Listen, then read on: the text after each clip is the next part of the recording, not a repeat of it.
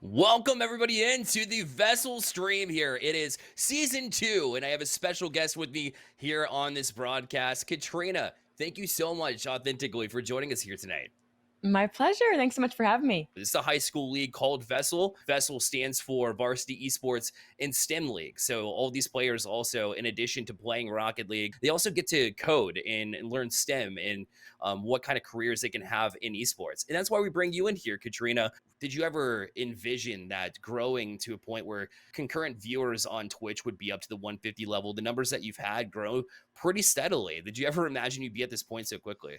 No, absolutely not. It's so crazy when I think back to when I was first starting streaming on Twitch and when I first got 3 average viewers. I'm like, that's amazing. And it seems like every little milestone you hit, it never stops. It never stops. You never stop feeling super, super excited. And I am just astounded by how fast we're able to grow and make so many friends. It really is awesome. What were you into prior to becoming this giant streamer? Before I did streaming and content creation, I was in the medical field, which is complete 180 from what we're doing now. And I ran with it and never looked back.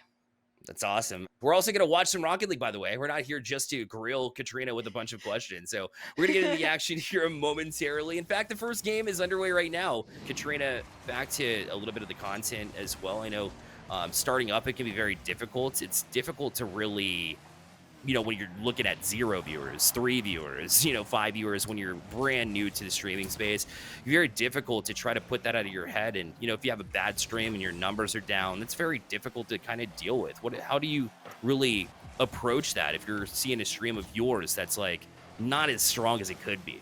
That feeling of the viewers going down or feeling like no one's watching, feeling like it's a bad stream, that feeling never really goes away.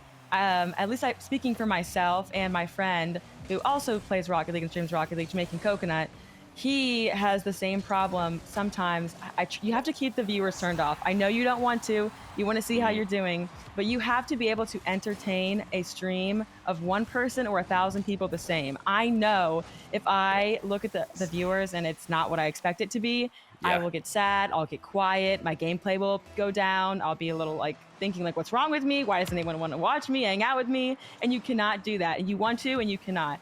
If you have the option, you're starting off streaming, do not look at the numbers. I think someone told me that Mr. Beast's first 20 YouTube videos had like 0 views, and now he's one of the most subscribed to creators on YouTube. So you have to start from somewhere, and you cannot get down on yourself, nor can you ever compare yourself, because we're all on our own journey. I really think that we are our own worst enemy and our own worst downfall, but we can also be the best help to success for ourselves as well. And you can't be hard on yourself. Like, everything happens for a reason and everything will work out, but you have to just be confident. Talk a little bit about the importance of social media. I think social media can be very overwhelming if it's not just for fun. If you're trying to do entertainment, content creation, etc., you can get extremely overwhelmed by how many platforms there are. You cannot be posting 7 TikToks a day and 3 YouTubes and 5 tweets and you're having a subathon and then you're doing a YouTube live stream. You'll just burn yourself out, and you have to really take it one day at a time. Is there an example that you can think of where you've gotten too burnt out? I imagine that the what was it, the streamathon that you did, or subathon rather, back in the day. I'm sure that was maybe one of the examples of that. So that had so many pros and cons. I absolutely loved doing that, and maybe one day I would do it again. But there were nights that I would go in bed after subathon and I would cry because I missed my family. I haven't seen the outside world in like months, and like there's no breaks. I think that people do take breaks during subathons, and I just didn't. Like I had friends that they're like, I'm going to the gym, I'll be back. Like, I never went to the gym. I woke up here 7 a.m. We're watching Gordon Ramsay, and then we're playing Rocket League, and we're eating sloppy joes without our hands, and we're eating sloppy joes blindfolded, and we're painting Bob Ross, and like just full grind mode. And you have to relax. If you would give the advice to your friend of, hey dude, you're working way too much, you got to just take a breath. Like, let's go take a walk, let's go have a snack. If you would give that advice to your friend, you need to take that own advice. And that's something that I'm definitely working on. Sometimes it's just that the right opportunities are really what you should be looking for rather than quantity. Sometimes it's quality of streams too. Yeah, absolutely. I completely agree with that.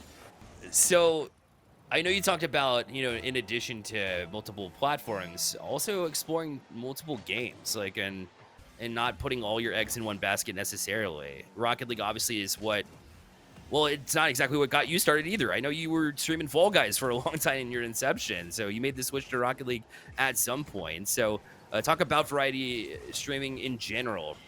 I started originally streaming Fall Guys. I love playing Fall Guys. I thought it was fun. I thought it was wholesome. It was easy. I thought I was really good at it. I was clipping on little kids.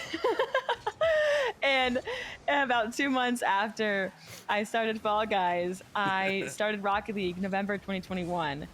And when I first tried Rocket League, I didn't really like it that much. It was too hard. It was horrible. I was stressed out. I think I took like a week break and I tried it again and again and again. And eventually I fell in love with it and I really started to like it.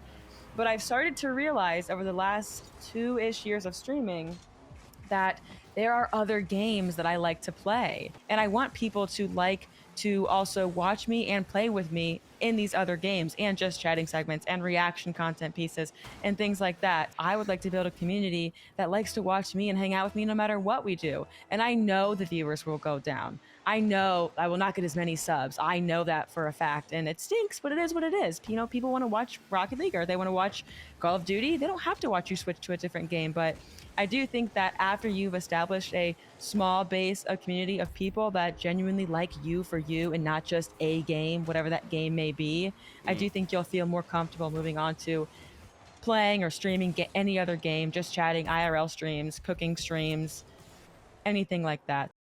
Was it scary when you decided to attempt it for the first time and you see those numbers dip? Is it like, did that convince you that maybe it wasn't a good idea at first? And then you had to kind of talk yourself out of that? Or how did you continue to pursue that, even though you saw the numbers fall during your subathon? For a long time, especially when I was peaking during those subathon days, I would get into having like sometimes 200 average people in Rocket League. And there were times that I would switch games and there'd be 40.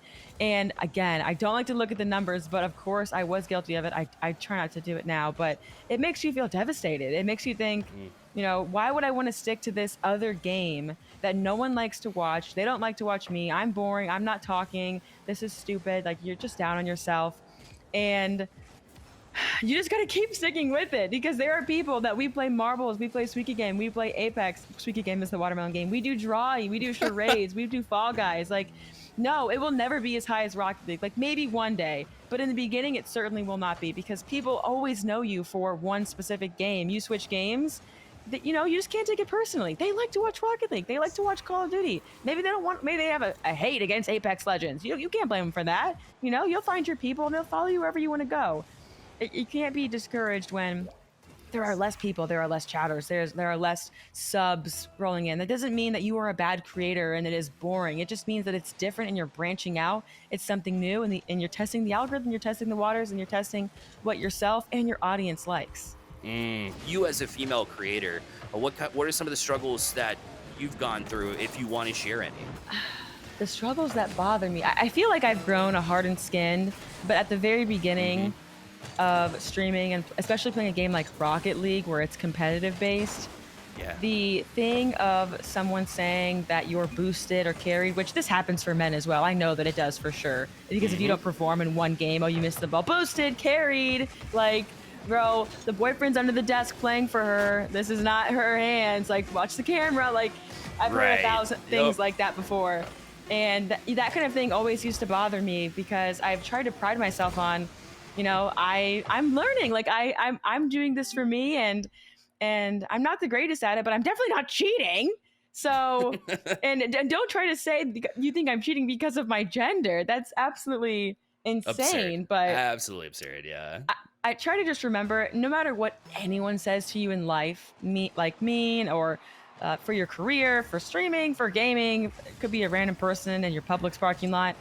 I just try to remember this. There's a phenomenon, I don't even know the word, just that everyone is going through their own life and having their own problems, and that hurt people, and you can't take it serious. 9 times out of 10, it's not personal for you. The person's just having a bad day. You could literally be anybody in the entire world. You just happen to pop up for them and they just chose to be angry. And, you know, that's okay. You have to forgive and forget. You have to just remember that you're better than that. You know, kill them with kindness. Yep. So I actually wanted to ask you a question Sure. about sometimes kids are afraid to pursue careers in gaming, casting, esports, pro players, et cetera, because of what their parents might think because their parents, this is a new kind of career. What it Yep. didn't exist in the 1970s. Can you speak a little bit more about that and what kind of resources are out there for kids and parents to possibly look into if their child is interested in this for themselves? 1000%. Yeah, I appreciate you bringing that up. It's definitely something I work with on a regular basis. I work with at Stay Plugged In, and one of the focuses there is it's high school recruiting for the collegiate level. But what it is at its core is basically it is a avenue for students to learn more about scholastic esports as a whole. So playing in high school leagues as well. We are very much paired with a lot of the high school leagues. We're partnered with Play Versus, for example. We're partnered with NECC at the collegiate level. So we work in scholastic esports all day long, and there's such strong opportunities within this front.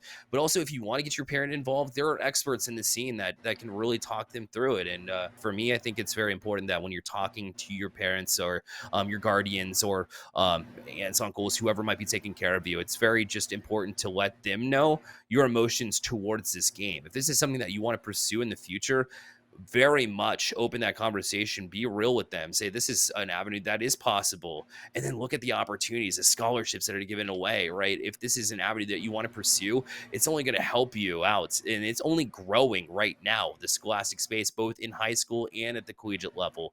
There's just so many people in the esports world that can help you out there, and you can honestly reach out to me directly, and I can point you in the right direction if you are having those struggles. I'd be more than happy to. So I appreciate you bringing that up for sure. Yeah, and Katrina, I appreciate you coming on, sharing your story about streaming. I know this isn't the first time that we've gotten to have this conversation, but I feel like it's great every time. So thank you for coming through. My pleasure. Thank you so much for having me.